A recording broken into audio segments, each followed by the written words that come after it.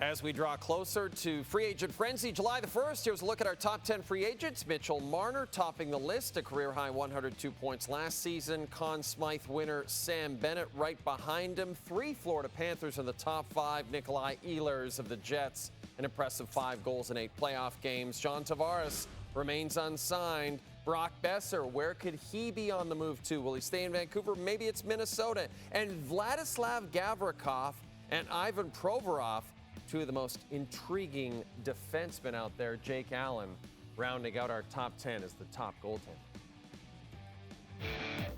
Right on, right on.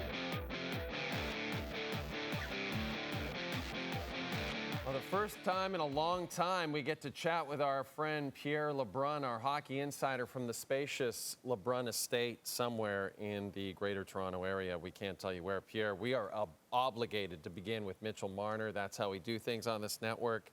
Can you tell us which teams right now would you consider to be serious contenders for Mitch Marner? Who is this Mitch Marner guy that you're talking about, Jay? I'm confused. I had to do some research on him today. No, I'm kidding. It's, he's the number 1 guy this year on the free agent list. Listen, there are still teams that are waiting to see if they're going to throw themselves in this for Mitch Marner, and that's intriguing about this year. I want to go there before I name some teams. You know, Bill Daly from the NHL warned teams this year at a Board of Governors meeting to take down their tampering a level. He knows it can't be zero tampering, but he said, guys, if you do something obvious, we're going to have to come down on you guys. And I will say that I've noticed there are teams trying to be on the right side of this to some degree. And so there are teams saying to me, hey, yeah, I think we want to investigate that, but we're honestly waiting till July 1st to know more from the agent. I don't know if there was a wink-wink. I was on the phone with them, so I don't know if they were a wink-wink at me. But listen, there are teams that we've identified that for sure I think are going to be in this. Vegas is in there. Dallas is interesting because Dallas, I think, is a team that Marner would like to have in there. I just don't know if the Stars can pull it off after they've committed themselves to Rantanen and they've got cap issues. But keep an eye on Dallas. LA Kings, I think, want to make a splash under Ken Holland. Anaheim Ducks just cleared up some cap space in trading Trevor Zegras. They are for sure not done. I just don't know if they have the wherewithal to get into the Marner derby, but I think they're going to certainly ask the question. Carolina would love to be all in on Mitch Marner. Remember that they tried to trade for him at the deadline. I just don't know that Carolina would be on Marner's list. In fact, I don't think they are right now, but that could change.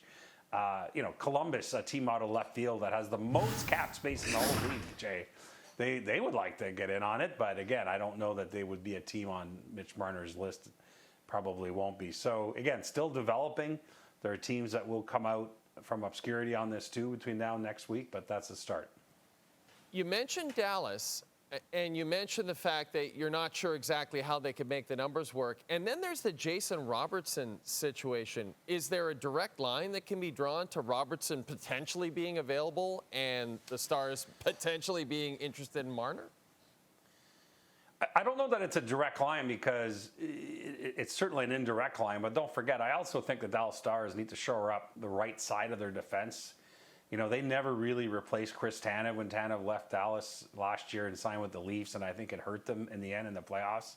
So I think Dallas, to some degree, has interest in Rasmus Andersson, and if Aaron Ekblad goes to market, maybe Ekblad. So keep that in mind, too, with Dallas as they move around their money. But yes, Marner's on the radar. Jason Robertson's interesting because, teams are calling and the Stars aren't hanging up the phone. And I believe what's happening here is that Robertson has a year left on his deal. He's RFA in a year from now. The Stars are talking to his camp about what an extension might look like.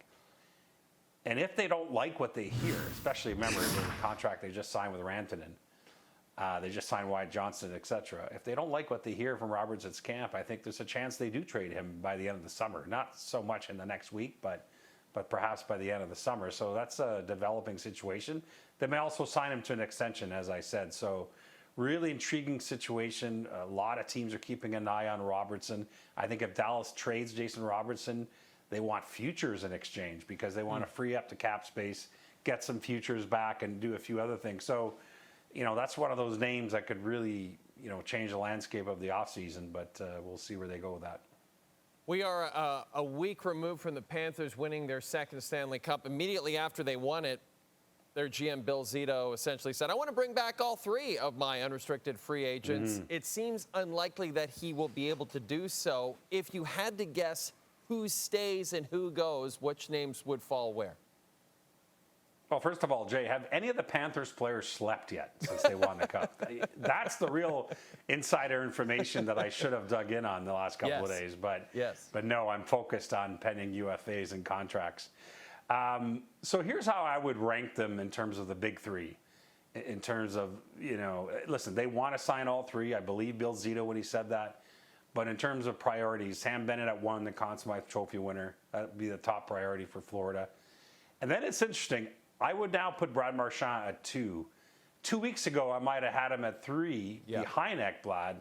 But I think Marchand's Cup final was so explosive. His fit with the team. Florida will definitely make an offer and try to keep him. I just don't know if it'll be enough under their cap. But I would go from a 20% chance 2 weeks ago of Marchand staying to a 50-50 coin flip now with him and the Panthers. Ekblad, I think, is the guy that gets squeezed out, and it's not because, they love Aaron Ekblad. He's been there a long time, but, I think term is a concern there. What you love about Aaron Ekblad is, I think, what also concerns the Panthers in terms of the hard miles there. He's still only 29, and he's going to have a great market next week if he goes to market, but I see term as being an issue. Florida's going to try. They'll make Aaron Ekblad an offer, and we'll see where that goes. But that's how I would rank the 3 UFAs for Florida. Pierre, we've spent a lot of time talking about the Leafs, big-name free agents, the Oilers all through their Cup run. So we want to give a little more love to the other 5 Canadian NHL teams. And I want to ask you this question. Of those other 5 Canadian NHL teams, which team are you most intrigued by in terms of their business that they will do this offseason? Yeah, I think I'd say Vancouver. I think, listen, they're likely going to lose Brock Besser here. The two sides have kept the door open, but I'd say it's 90% Besser's headed to market. I would also say this, that GM Patrick Allvin, my understanding is he spent the last 7-8 weeks exploring the center market, and I think it's been a real frustrating exercise. There just aren't a lot of centers in their mid-20s available. You can ask Montreal about that, and I'll get to that in a second. So I think the Canucks have expanded their game plan to where if they can get a top 6 winger to upgrade the offense, that would do as well. And I think that's where they're focused on right now. Then you got the Demko question, would they move him? And so I think Vancouver, which really wants to get back in the playoffs, there's pressure there to bounce back. I think they're an intriguing team that can do a lot of different things. I know they're very active on the phones. I want to quickly touch on the Habs because same thing as Vancouver. The Habs have spent so much time exploring the market for a number 2 center and have found it very frustrating. So they too have opened up their mind to perhaps it's a winger, perhaps it's a top 6 upgrade at the wing instead for Montreal this offseason. So similar things happening there between Vancouver and Montreal. Joel Hofer, Blues backup goaltender, very intriguing player. And Doug Armstrong, Blues GM, made it clear on Tuesday that go ahead and throw an offer sheet at Joel Hofer if you want. We've got the money to match it, which is an intriguing statement from a guy who went out and signed Dylan Holloway and Philip Broberg to offer sheets last season. But I guess this is by way of asking, Pierre, are we going to see more offer sheets this offseason?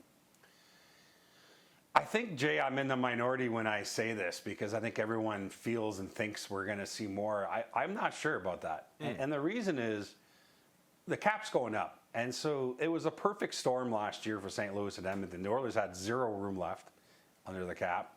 They really put themselves in a corner. And it was the last offseason of the cap basically barely going up. Now the whole world is changing, the landscape. You could tell from talking to player agents, they're so excited about this cap going up. Not just this year, but in the coming years, up to $113.5 million in a couple of years. And so that gives teams more flexibility. That's number one. Number 2, and I think this is the most underrated part of the offer sheet conversation. Again, I won't say there won't be any, but the player involved has to sign off on it. Yep. And what I mean is, it's not every player, it's not a real hockey DNA thing to say, let's be a trader for 7 days and hope my team matches it as a way to get the contract I want. That's not, it's just not, it's a counterintuitive emotion for most hockey players. And I think that's the part that people overlook. They're like, offer sheet, okay, but is the player comfortable with that process? So where I think we might see some is not the big names, but actually the guys where the compensation draft pick wise is pretty meager, and where teams are like, what the heck, let's go get this third line winger. Right. Might see a couple of those. I just don't think it's the big names that will get an offer sheet. Okay, that's disappointing. This is one of the few times where I hope you're wrong, buddy. I could be wrong. Yeah, I could be wrong, buddy. I could be wrong.